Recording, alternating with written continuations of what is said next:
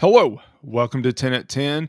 My name is Michael Ramage. I'm the director of the Cyber Education Research Center here at Murray State University, and welcome back to 10 at 10. 10 at 10 is brought to you through a partnership between Murray State University, Grow West, the Technology Council of West Kentucky, KY Innovation, and our local partner, Sprocket Innovation in Paducah, and the Kentucky Innovation Station in Madisonville. So, this is episode 150, and it is also Black Friday. Black Friday is that time that people just go nuts, trying to find the best deal, trying to find that perfect Christmas gift at the right price. And it's also a day that there are just scams, and more scams. Last week I was talking at my church, and I made the joke with our congregation that there are two types of people in this world. There's those that have their Christmas tree up already, which I'm in that category, and those that haven't done it yet. But perhaps there's also two different types of people in this world: one that go crazy for Black Friday, and those that don't. And there was a time when I might get out there with the masses of Black Friday, but that is long past, and now I avoid it like the plague. I don't want to deal with it. I just don't. But that's okay if you do. Whether it's Black Friday, whether it is Cyber Monday, there are a lot of scams out there and a lot of people trying to steal your money. So you have to be careful. A couple weeks ago in episode 148, we talked about texting scams. There's some overlap with other scams too, but I want to talk about those to be thinking about with Black Friday and Cyber Monday and the holiday shopping season coming up.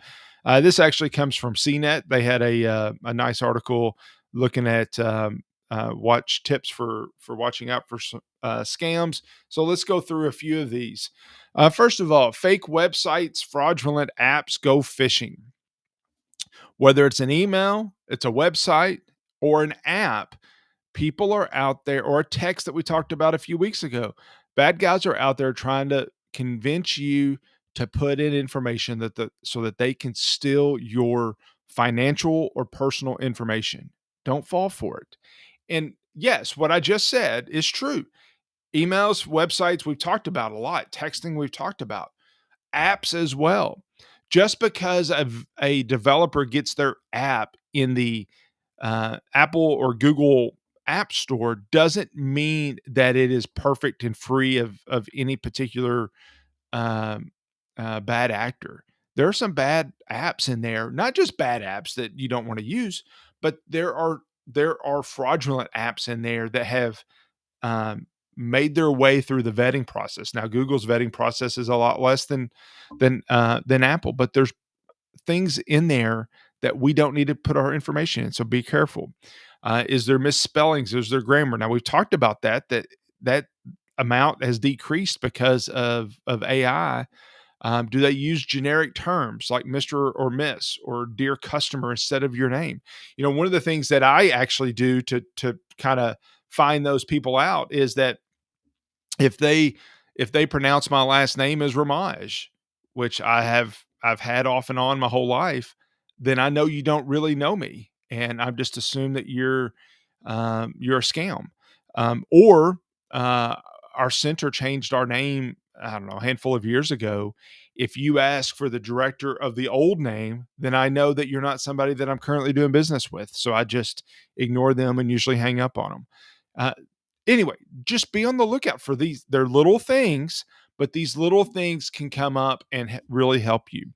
One of the things that we talked about a couple of weeks ago with texting is that these bad actors are going to try to warn you and force you or trick you into taking immediate action.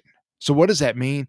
That means that they're going to say, if you respond to this in 15 minutes, that you're going to get a refund, or you're going to get this coupon, or you're going to get some sort of freebie.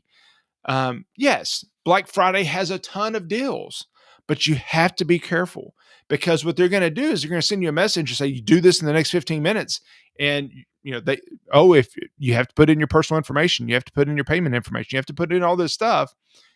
And we promise we're going to give you a refund. Be careful. A lot of times that's a scam. A lot of times they're not going to give you that freebie. So you have to be very, very careful with that. Um, if the company logo is on the screen that that looks low quality or just looks off a little bit, use your gut on that. If you think something's fishy, then maybe it is, and maybe you just need to walk away from that perfect um, whatever opportunity. Um, Credit card skimming goes digital. So for years, bad guys have put well, the best way to do it is think about a gas pump. If you pay at the pump, you put your credit card in the machine. Skimming is where they'll put a device on top of it to where it looks like you're still putting it into the machine, which you are. But as you're putting it into the machine, there's something else that skims your credit card number. And then the bad guys have your credit card and they can go buy whatever they need to with it. So some tips for to avoid some of this skimming process now as it goes digital is don't save your credit card information on retail sites. There's really not a need to. I know it's a convenience. The reason that the companies want you to save it is because it makes it easier for you to spend money on their site, but it also makes it easier for it to be stolen. Use a third party payment tool like Apple Pay, Google Wallet, PayPal, something that you know and you trust. Enable purchase alerts on your credit cards. Disable international purchases. If you don't purchase things internationally, then you don't need it unless you're traveling international, and then you can lift it while you're out of the country. And then only make purchases over your home network or a cellular network. Do not trust public Wi-Fi uh, when you're making purchases. Don't put your payment information in over Starbucks Wi-Fi. Starbucks is fine, but it's also very possible that somebody is masquerading or that there's a man in the middle attack that could be happening that could steal your information. Just wait and do it at home. Um, if you're at work, first of all, you should be working, not making purchases online. But if you're at work, then yes, that infrastructure is probably trustworthy, but there's still probably somebody that is able to get that information. So just do it at home or on your cellular network. If you're doing it on your phone, just turn your Wi-Fi off, and you can do it that way.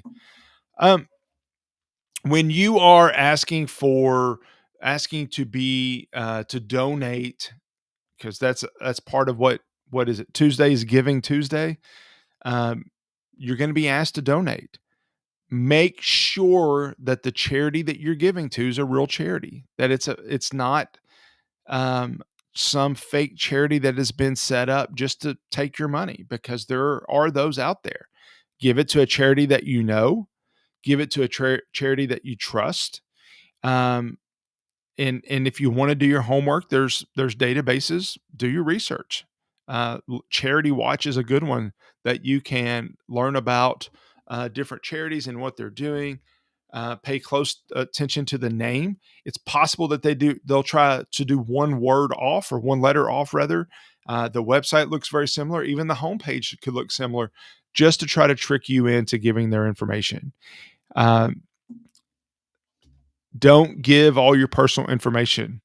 Of course, a charity does not need all your information. They need your credit card information if you're donating online, but they don't need your social security number or your bank account number. Um, don't make a cash donation unless you really know and trust the charity. I'm not saying to avoid the Salvation Army kettles at Walmart. Absolutely give to them. I try to give to them every time I go in Walmart. Matter of fact, I'll get cash out just to make sure I have cash to give to them. Um, I trust the Salvation Army, but I don't trust the random person standing on the street that's just asking for money for their treasure or for their charity. So just be very careful about how you do those things and where you give. There's so much more that we really need to be careful about this time of the year. I hope those things help. If in doubt, then walk away. If in doubt, take a minute, check, do a little bit of Googling, check to verify, and make sure that the charity that you're trying to give to, the website that you're trying to buy something on, is legitimate. Even on Amazon, my wife and I, if we find something that looks like a really good deal on Amazon, then we'll go do our homework, and then we'll come back and say, maybe that we don't need to do this. Maybe this is a piece of junk, or it's a scam, or it's whatever. And Amazon tries to get rid of them on their website too. Walmart does. All these websites try to get rid of these scams, but you've got to watch out for yourself, and you've got to take the action to just walk away and to hold private information private. Hope that helps. For those that are going out today, good luck. Be safe, and I'll see you next week back here on 10 at 10. Thank you. Bye.